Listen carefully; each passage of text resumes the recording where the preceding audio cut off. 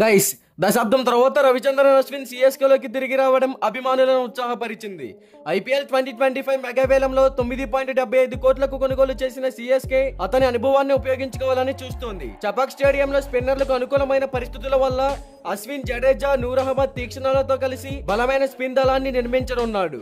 కొత్త నాయకత్వంతో సిఎస్కే విజయ బాటలోకి తిరిగి రావడంలో అశ్విన్ కీలక పాత్ర పోషించనున్నాడు. అయితే కంటెంట్ లోకి వెళ్లే ముందు ఈ వీడియోకి లైక్ చేసి మన ఛానల్ ని సబ్స్క్రైబ్ చేసుకోండి. ఇక రవిచంద్రన్ అశ్విన్ దశాబ్దం తర్వాత చెన్నై సూపర్ కింగ్స్ లోకి తిరిగి రావడం ఐపీఎల్ 2025 లో ఒక ప్రధాన అంశంగా మారింది. ఐపీఎల్ 2025 మెగా వేలంలో సిఎస్కే అతనిని 9.75 కోట్ల భారీ మొత్తం చెల్లించి కొనుగోలు చేయడం గమనార్హం. ఇది సిఎస్కే తరపున రెండవ అత్యంత ఖరీదైన కొనుగోలుగా నిలిచింది. అయితే ఆఫ్ఘనిస్తాన్ స్పిన్నర్ అయిన నూర్ అహ్మద్ మాత్రమే అతని కంటే ఎక్కువ 10 కోట్లకు అమ్ముడయ్యాడు. ఇక 37 ఏళ్ల అశ్విన్ చివరిసారిగా సిఎస్కే తరపున 2017లో ఆడాడు. 2008లో ఫ్రాంచైజీతో తన ఐపీఎల్ ప్రయాణాన్ని ప్రారంభించిన అశ్విన్ 2010 సీజన్ నుండి ప్రాముఖ్యత సాధించాడు.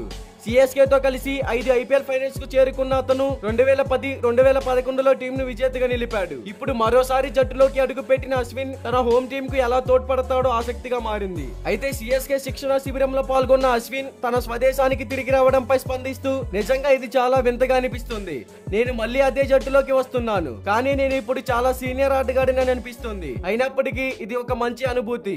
త్వరలోనే చపాక్ స్టేడియంలో ఆడాలని ఎదురు చూస్తున్నాను అని పేర్కొన్నాడు. అయితే సిఎస్కే 2024 సీజన్ లో ప్లే ఆఫ్స్ కు అతి కొద్ది తేడాతో అర్హత పొందలేకపోయింది. ఇప్పుడు విజయాల బాటలోకి తిరిగి రావాలని చూస్తున్న సిఎస్కే కు అశ్విన్ అనుభవం కీలకంగా మారనుంది. ఎంఎస్ ధోని, రవీంద్ర జడేజా వంటి దిగ్గజాలతో కలిసి రుతురాజ్ గైక్వాడ్ నాయకత్వం వహించనున్నాడు. 2024-25 బోర్డర్ గవాస్కర్ ట్రోఫీ మూడో టెస్టు తర్వాత అశ్విన్ తన అంతర్జాతీయ క్రికెట్ కు వీడ్కోలు పలికాడు. అయినప్పటికీ దేశీయ ఫ్రాంచైజీ క్రికెట్ లో ఇంకా చాలా సహకరించాలని భావిస్తున్నాడు. సిఎస్కే లో అతని పునరాగమనం జట్టుకు ఎంత వరకు కనిపిస్తుందో చూడాలి. అశ్విన్ సిఎస్కే లో తిరిగి చేరడం ఫ్రాంచైజీ అభిమానులను ఎంతగానో ఆనందింపజేసింది. తన అనుభవంతో జట్టుకు కొత్త ఉత్సాహాన్ని అందించగలుగుతాడనే నమ్మకంతో అభిమానులు ఎదురు చూస్తున్నారు. సిఎస్కే జట్టు ప్రధానంగా స్పిన్ బౌలింగ్ పై ఎక్కువ దృష్టి పెట్టిన నేపథ్యంలో అశ్విన్, రవీంద్ర జడేజా, మహేష్ తీక్షణ, నూర్ అహ్మద్ లతో కలిసి బలమైన స్పిన్ దళాన్ని సమకూర్చనున్నాడు. ముఖ్యంగా చపాక్ స్టేడియం మైదాన పరిస్థితులు స్పిన్నర్లకు అనుకూలంగా ఉండే విధంగా ఉండటంతో అశ్విన్ సిఎస్కే విజయాలలో కీలక పాత్ర పోషించే అవకాశం ఉంది. ఇక రవిచంద్రన్ అశ్విన్ కెరీర్ ను పరిశీలిస్తే